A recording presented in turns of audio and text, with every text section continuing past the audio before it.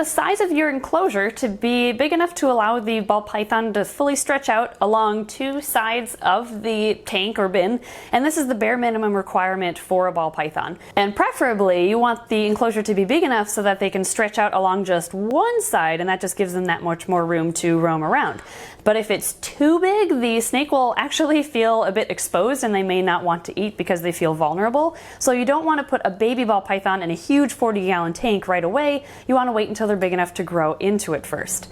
Ball pythons grow to around 4 to possibly 5 feet for larger females. Males typically stay on the smaller side. So as they grow, you're going to, of course, have to increase the size of their enclosure as they outgrow the old ones. Once you have your heat mat hooked up, then you can add the substrate for the bottom. Ball pythons spend most of their time in hot, humid termite mounds, but at night they come out and they hunt in the more drier climate in Africa, of course.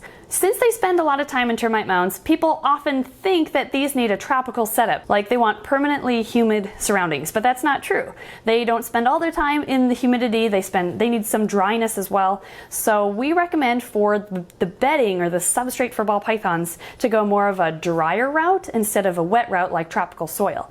Some people will use tropical soil or cypress or some other humidity retaining bedding, but if a ball python is constantly sitting on wet bedding, they can develop scale rot issues on their belly, because if you think about it, in the termite mounds it's humid air, but it's not actually wet where they're sitting. The substrate we recommend, because of all of this, is just cheap old aspen fibers. You can also use things like newspaper or paper towels, but as soon as the ball python goes to the bathroom, that'll get soaked up in the paper products.